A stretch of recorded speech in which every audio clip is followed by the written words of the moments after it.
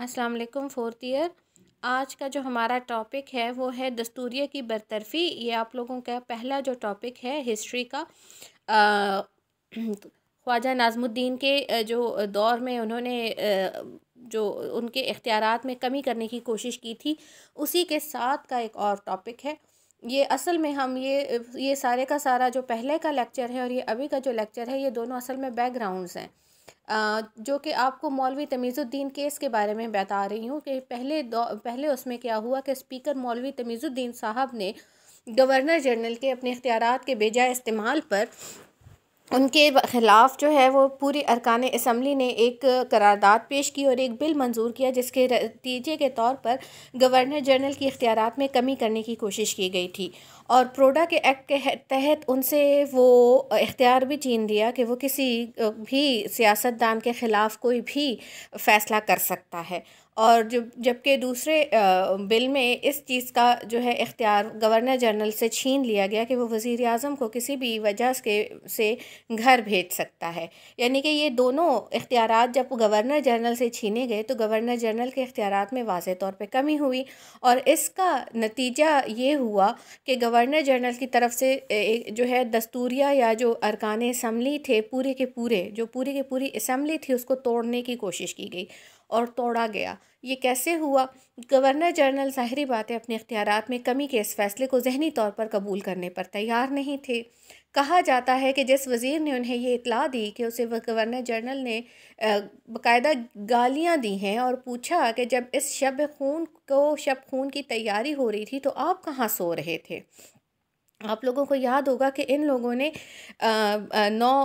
पहले के लेक्चर्स में आप लोगों ने देखा होगा कि 9 बजे के करीब उन्होंने रात को कापियाँ भी छापती थीं और दूसरे दिन सुबह 9 बजे के करीब जल्द से जल्द इजलास करके चंद लम्हों में पहली, दूसरी और तीसरी ख्वानदगी कंप्लीट करके इस बिल को कानून का दर्जा भी दे दिया था। इस वजह से जब ये हुआ, ग़ुलाम मोहम्मद का पहला इक़दाम ये किया कि प्रोडा के तहत जिन लोगों को सज़ाएं मिल रही थी उनकी सज़ाएं अब वाफ़ करती हैं। अब ज़ाहिरी बात है प्रोडा के एक्ट के तहत ये अब इसने ख़ुद अपनी तरफ से उन्होंने बिल पास कर लिया, इसने फ़ौरी तौर पर अमल किया और प्रोडा के एक्ट के तहत लोगों को माफ़ कर दिया ताकि इसके पास ताकत जो वो लोग अपने पास जमा रखना चाहते थे वो इसके पास आ जाए। लिहाजा इसने क्या किया कि फ़ौरी तौर पर इसकी तरफ से ऐलान हुआ कि प्रोडा के एक्ट के तहत बहुत से लोगों को सज़ाएं जो दे रहे थे वो माफ़ कर दी गई थी। जैसे खोड़ो है, हमीदुल हक चौधरी है, काजी फजलुल्लाह है, ये सारे के सारे वो लोग थे जो ना सिर्फ दोबारा सियासत में आए बल्कि गवर्नर जनरल के साथ इन्होंने मिलकर काम भी किया। ठीक है। इसके बाद क्या हुआ कि उसके बाद इस सिलसिले में सबसे ज़्यादा उसे हिमायत हुसैन शहीद सोहरवर्दी से हासिल हो सकती थी। हुसैन शहीद सोहरवर्दी, मैंने आपको बताया था कि ये मशरक़ी पाकिस्तान के एक गवर्नर हैं और ये जो है ये ऑलरेडी हुसैन शहीद सोहरवर्दी साहब इक़्तिदार हासिल करने के लिए ख़ुद को वज़ीर आज़म बनाने के लिए बड़ा कुछ कर रहे थे, जिनमें से उन्होंने ये भी ऐलान किया था या मुतालबा किया था कि दस्तूर साज़ असम्बली में मुस्लिम लीग को मशरक़ी पाकिस्तान की नुमाइंदगी का हक़ हासिल नहीं,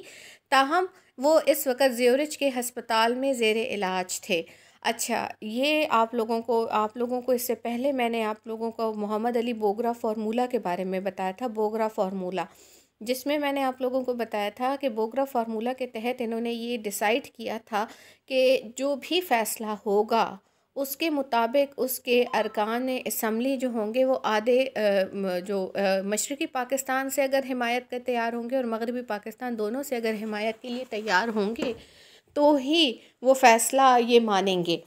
और ज़ाहिरी बात है कि ये इस बात पर मोहम्मद अली बोगरा के दौर में तकरीबन जो है वो हिमायत पर सारे तकरीबन तैयार हो चुके थे। उससे पहले का जो दौर है वो ये था कि जो आप लोगों को याद होगा कि मशरक़ी पाकिस्तान में मुस्लिम लीग जो है वो हर चीज़ में हार रही है, मुस्लिम लीग हर चीज़ को हार रही है और उसकी जगह अवामी लीग सामने आ रही है। तो इस वजह से जो मोहम्मद अली हुसैन शहीद सोहरवर्दी थे, उन्होंने ऐलान किया कि अब के बाद चूँकि अब आधे लोग मशरक़ी पाकिस्तान के होने चाहिए हर फ़ैसले में और आधे लोग मगरबी पाकिस्तान के होने चाहिए हर फ़ैसले में, तो इस वजह से आइंदा से मगरबी पाकिस्तान में कोई भी फ़ैसला होगा उसमें मशरक़ी पाकिस्तान की नुमाइंदगी मुस्लिम लीग नहीं करेगी, क्योंकि मुस्लिम लीग तो मशरक़ी पाकिस्तान में हार चुकी है। अब मुस्लिम लीग जो है उसको नुमाइंदगी का कोई हक़ नहीं। अब मशरक़ी पाकिस्तान की तरफ से किसी भी फ़ैसले की जो नुमाइंदगी होगी या फ़ैसले में जो किसी भी जो इंस्टीट्यूट है उसमें कोई फ़ैसला करने के लिए जो तादाद होगी वो मगरबी पाकिस्तान से हम लोग जो है मशरक़ी पाकिस्तान से वो अवामी लीग मुहैया करेगी। ये वो चीज़ थी जो कि हुसैन शहीद सुहरवर्दी इसका ऐलान भी कर चुके थे और इसी चीज़ का गवर्नर जनरल ने फ़ायदा उठाया। लेकिन जिस वक़्त उन्होंने ये ऐलान किया और जिस वक़्त ये जो गवर्नर जनरल के बारे में ये फ़ैसला हुआ उस वक़्त वो बीमार थे और वो ज़्यूरिच के एक हस्पताल में ज़ेर इलाज थे।